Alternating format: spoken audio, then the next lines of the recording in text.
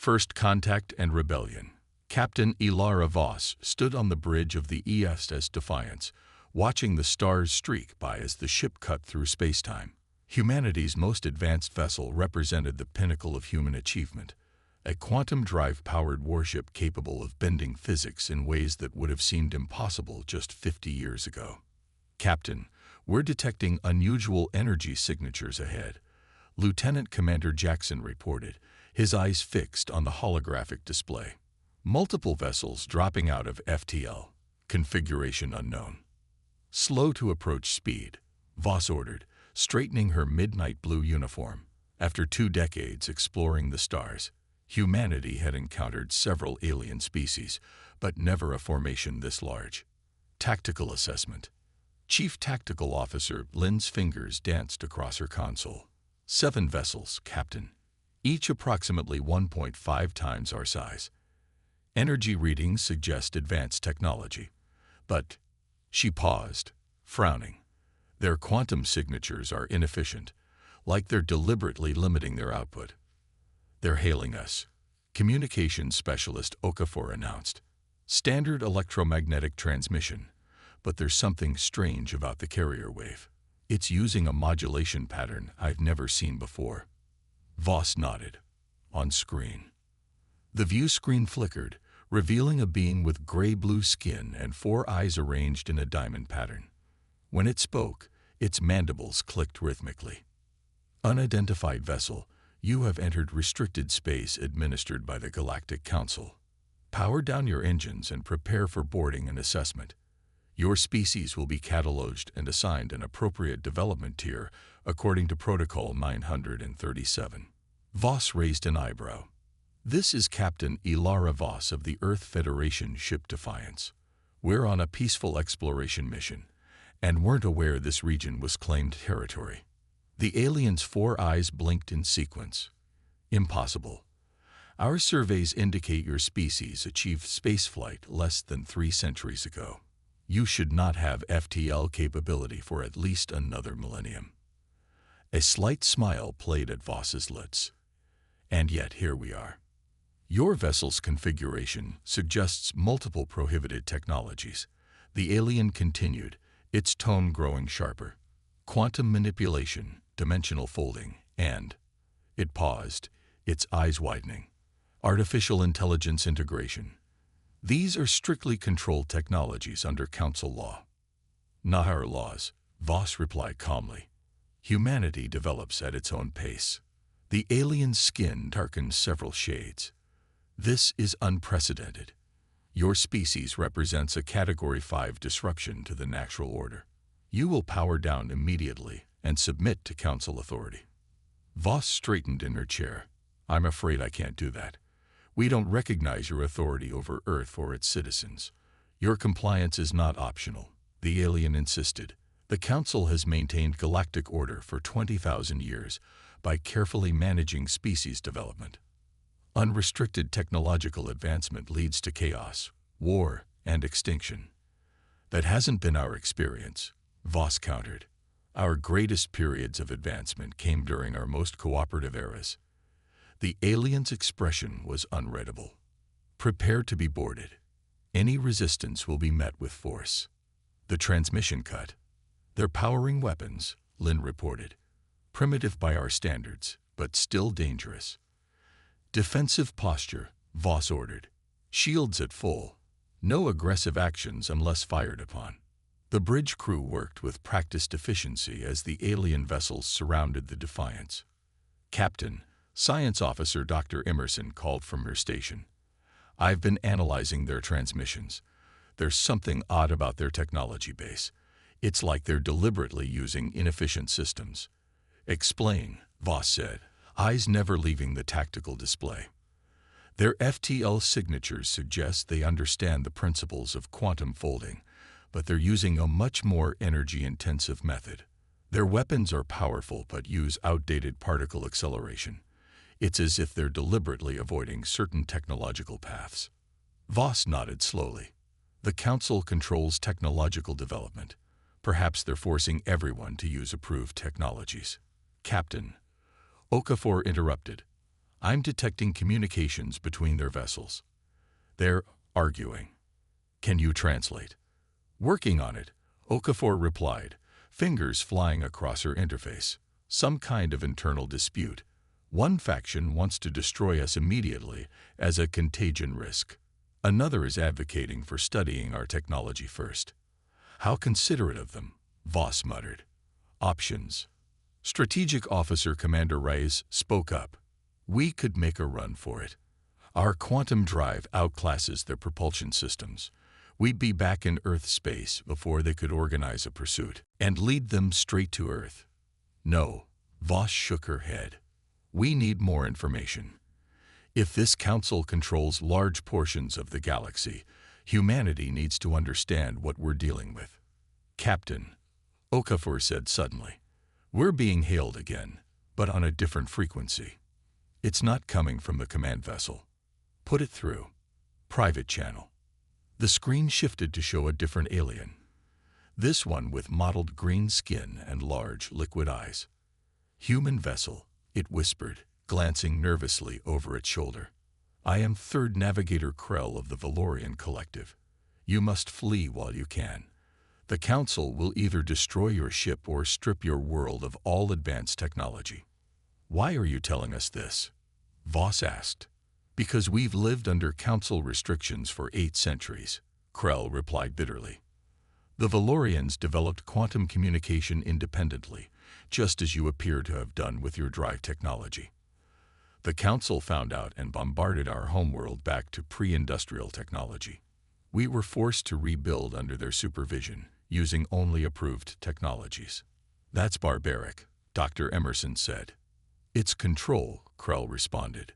The founding species of the Council maintain their dominance by ensuring no one advances too quickly. They claim it's for safety, but Krell stopped abruptly.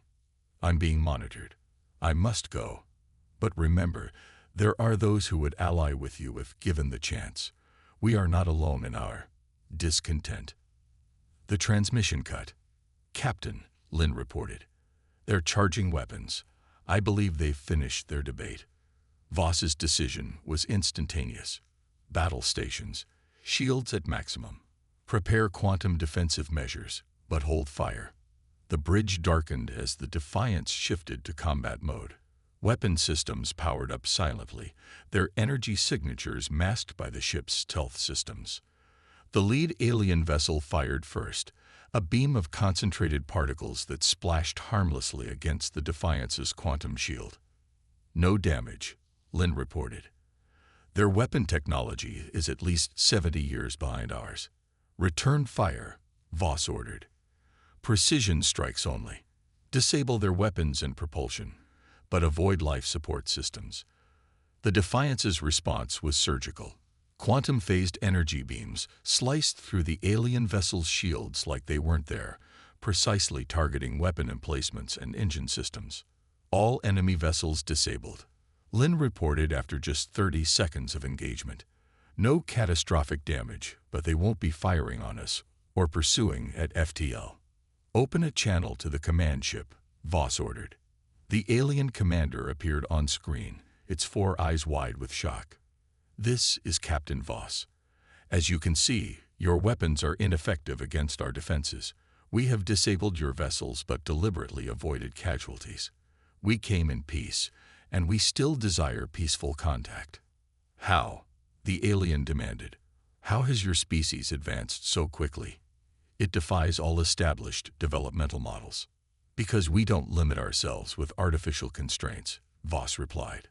We explore all technological paths simultaneously, allowing breakthroughs in one field to accelerate development in others. The Council will never allow this, the alien warned. They will quarantine your entire system, bombard your colonies. They'll try, Voss acknowledged. But first, I have a proposal. Our sensors detect at least 12 different species aboard your vessels. I wish to speak to representatives from each. That is forbidden, the alien commander sputtered. Direct contact between developing species must be supervised by Council observers. That wasn't a request, Voss said firmly. Either arrange the meeting, or we'll extract representatives ourselves." 6 hours later, Captain Voss stood in the Defiance's conference room, facing a diverse group of alien representatives. Some appeared nervous, others curious, a few openly hostile. "Thank you for agreeing to this dialogue," Voss began. "I am Captain Ilara Voss of Earth. I've asked you here because what happens next affects all of us. The Council will crush your world," the crystalline being stated flatly. "They've done it before." "Perhaps," Voss acknowledged. "But first, I want to understand something. Navigator Krell told us the Council restricts technological development. I want to know why you all accept this." Silence fell across the room. Finally, a small furry being with 6 limbs spoke up. "We have no choice. The Council controls all interstellar travel, all trade, all communication networks." "And what would happen if that control ended?" Voss asked. The crystalline being vibrated, its equivalent of laughter. "Chaos. War. The strong would dominate the weak without Council oversight." "Is that what you believe?" Voss asked. "Or is that what you've been taught to believe?" Dr. Emerson stepped forward, activating a holographic display. "We've analyzed your ship's technology. Every one of them uses artificially inefficient systems. Your FTL drives consume 10 times the energy they should. Your weapons waste most of their potential power. Your communication systems are deliberately limited in range and bandwidth. The approved technologies," one alien whispered, "are designed to keep you dependent," Voss finished, "to ensure no species can challenge Council authority." "What are you proposing, human?" asked an avian being near the back. Voss smiled. "An alliance. Humanity has no interest in conquest or domination. What we value is knowledge, cooperation, and freedom. We believe different species, working together as equals, can achieve more than any could alone." "The Council fleet will arrive within days," the crystalline being warned. "They'll destroy your ship, quarantine your system." "Let them try," Voss replied. "But first, I want to show you something." With a gesture, she activated another holographic display, this one showing detailed schematics of the Defiance's quantum drive, shield systems, and weapon technology. "This is our gift to you," Voss said as the aliens stared in amazement. "The beginning of what we call the Freedom Protocol, knowledge freely shared between species, without artificial restrictions." One by one, the alien representatives approached the display, their expressions ranging from awe to disbelief to hope. "The Council will call this treason," the avian being said, though its eyes never left the schematics. "We call it liberation," Voss replied. "The question is, will you stand with us?" As the Defiance prepared to return to Earth with news of the Council and their new potential allies, Voss knew humanity's peaceful exploration of the stars had ended. A storm was coming, one that would either crush human advancement or forever change the galaxy. What the Council didn't understand, what they couldn't understand, was that humanity had never played by anyone else's rules, and they weren't about to start now. Freedom Protocol. 3 months after the Defiance's first encounter with the Galactic Council, Earth's orbital space teemed with activity. Construction drones swarmed around massive defense platforms, their quantum shields shimmering faintly in the sunlight. The combined fleet of the Earth Federation, 50 warships armed with humanity's most advanced weapons, maintained a protective formation around the planet. Captain Ilara Voss stood in the war room of the ESS Liberator, the largest vessel ever constructed by human hands. Admiral Chen, head of Earth's defense forces, addressed the assembled commanders. "The Council fleet will arrive within 48 hours, Chen announced, her expression grim. "Long-range sensors count over 200 vessels." 200 against 50, someone muttered. "Not great odds." "Numbers aren't everything," Voss replied. "Their technology remains generations behind ours. That's what concerns me," Dr. Emerson said from her position near the tactical display. "The Council has existed for 20,000 years. They've encountered countless species, Yet they're attacking us with obviously inferior technology. What are you suggesting? Admiral Chen asked. Either they're holding back their true capabilities, Emerson theorized, or there's something about their control system we don't understand yet. Voss nodded thoughtfully. What's the status of the Freedom Protocol distribution? Commander Reyes, now serving as Voss's XO, activated a galactic map. Better than expected. The representatives we met have spread quantum communication technology to 17 systems. They're calling themselves the Liberation Coalition. Each system is retrofitting their ships with our shield and weapon designs. And the quantum entanglement network? Chen asked. Operational across 12 systems, Rice confirmed. Instantaneous communication without detectable transmissions. The Council can't intercept or block it. Good, Chen said with grim satisfaction. Then, regardless of what happens here, the knowledge is out there. The Council can't put this genie back in the bottle. There's more, Voss added. Our deep space reconnaissance probes have identified at least 30 species under Council restrictions who might join our coalition if given the chance. Or they might side with the Council out of fear, Tactical Officer Lin pointed out. We need to demonstrate we can actually stand against them. Agreed, Chen said. Which brings us to our immediate strategy. The plan they developed was both simple and audacious. Earth's fleet would not merely defend. They would take the fight directly to the Council forces the moment they arrived. Captain, Lieutenant Okafor called from the communications station as Voss returned to the Liberator's bridge. I'm receiving a transmission on the quantum network. It's Navigator Krell. Krell's image appeared on the main screen, looking more haggard than when they'd first met. Captain Voss, the Council knows about the Freedom Protocol. They're implementing emergency containment procedures, cutting off all interstellar travel and communication to affected systems. Too late, Voss replied. The quantum network is already established. You don't understand, Krell insisted. The Council's true power isn't their fleet. It's their control of the Nexus. The Nexus? Voss frowned. A network of ancient phase gates built by a precursor civilization. The Council discovered them millennia ago and has maintained exclusive control ever since. It's how they enforce their will across thousands of light years. Voss exchanged a glance with Dr. Emerson. That explains their technological stagnation. Why develop better FTL when you control instant transportation? Exactly, Krell confirmed. And now they're shutting down all Nexus access to isolate your supporters. Can these phase gates be accessed without Council authorization? Voss asked. Theoretically, Krell replied. The access codes have been heavily guarded for thousands of years, but nothing is truly unhackable, Voss finished. Send us everything you have on these Nexus points. We need to work fast. The Council fleet arrived precisely when predicted. 200 vessels emerging from FTL in perfect formation 10 million kilometers from Earth. Their energy signatures dwarfed what the Defiance had encountered, suggesting these were true warships, not the patrol vessels they'd faced before. They're hailing us, Okafor reported. On screen, Voss ordered. A new alien appeared, this one with pale, almost translucent skin and eyes that glowed with an inner light. I am High Executor Val of the Galactic Council, it announced in a resonant voice. Your species has violated numerous Council protocols and spread prohibited technologies to protected worlds.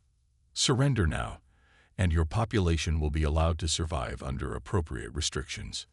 Admiral Chen stepped forward. This is Admiral Chen of the Earth Federation. We reject your authority and your restrictions. Humanity will not surrender its right to self-determination. The alien's eyes flared brighter. Then you leave us no choice. Your civilization will be reset to an appropriate technological level. We regret the loss of life, but the stability of the galaxy takes precedence over one rebellious species. The transmission cut. They're moving into attack formation, Lin reported. Energy signatures indicate weapon charging. All ships, implement Phase 1. Admiral Chen ordered over the fleet-wide channel. As the Council fleet advanced, Earth's vessels didn't retreat behind the orbital defenses as expected. Instead, they surged forward in an aggressive formation, targeting the largest Council vessels. The Council ships fired first, massive energy beams that should have vaporized the human vessels. Instead, the beams passed harmlessly through holographic projections. Quantum mirage projections holding, Lin confirmed. They're firing at ghosts. The real Earth fleet, rendered invisible by their advanced stealth systems, struck from multiple vectors simultaneously. Precision quantum torpedoes bypassed the Council ship's shields entirely, materializing directly beside critical systems before detonating. 68 enemy vessels disabled, Lin reported. No catastrophic hull breaches detected. We're disabling them as planned. They're adapting, Rice warned. Secondary fleet elements are modifying their shield frequencies. Voss nodded. Proceed to Phase 2.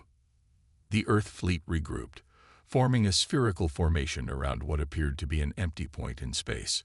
The Council fleet, despite their losses, pressed their attack. Nexus access protocols received from the Liberation Coalition, Okafor announced. Dr. Emerson's team has cracked the encryption. Activate the quantum resonator, Voss ordered. At the center of the Earth fleet, space itself began to distort. A swirling vortex of energy formed, growing larger by the second. What is this? High Executor Vol demanded, his transmission cutting into the Liberator's communications.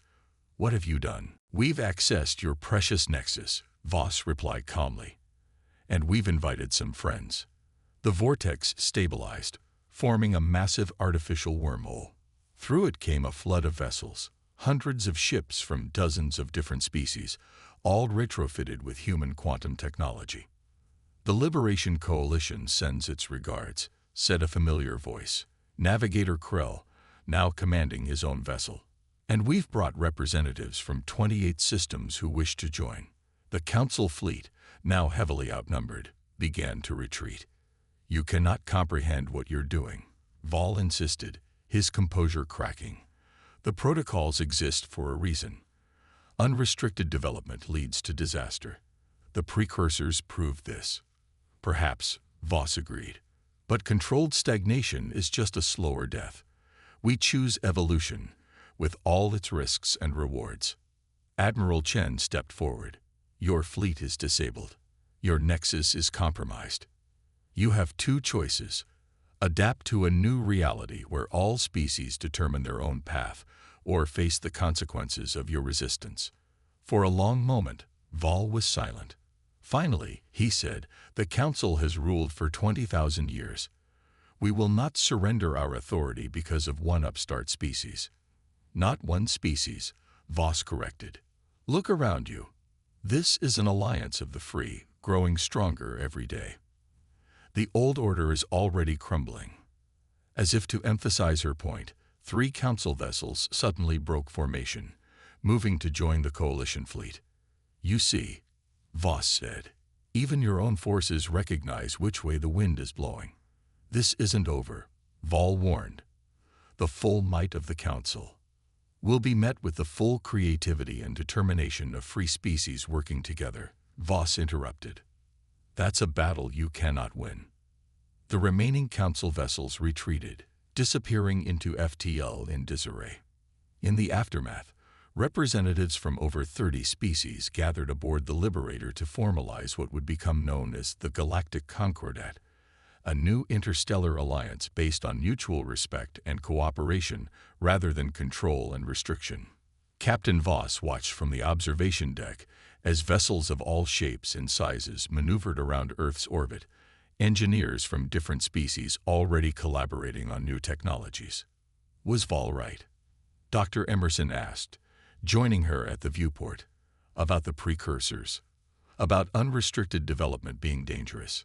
Perhaps, Voss admitted. Every path has risks, but forcing everyone to advance at the pace of the slowest, denying species their potential, that's not safety. It's tyranny dressed as protection. And humanity's role in all this. Immerse pressed. We've effectively overthrown a 20,000-year-old order in less than 6 months. Voss smiled slightly. Our role is the same as everyone else's now. To explore, to learn, to grow, and to do it together. The Freedom Protocol isn't about human dominance. It's about collective advancement. As if to underscore her point, a new ship glided past the viewport, its design a seamless blend of technologies from 3 different species, including humanity. They never understood us, Voss said quietly. The Council thought they could contain humanity with the same restrictions they used on others. They didn't realize that telling humans something is impossible just makes us more determined to prove otherwise. Human stubbornness. The one force in the universe more powerful than Council protocols, Emerson laughed. That, Voss agreed with a smile, and the power of species working together as equals rather than competitors. The stars beyond the viewport seemed brighter somehow, as if the galaxy itself approved of this new path. The era of Council dominance was ending. The age of freedom, with all its messy, unpredictable, magnificent potential, had just begun. And humanity, true to form, was leading the charge into the unknown. Not as conquerors, but as catalysts for a revolution that would reshape the galaxy for millennia to come.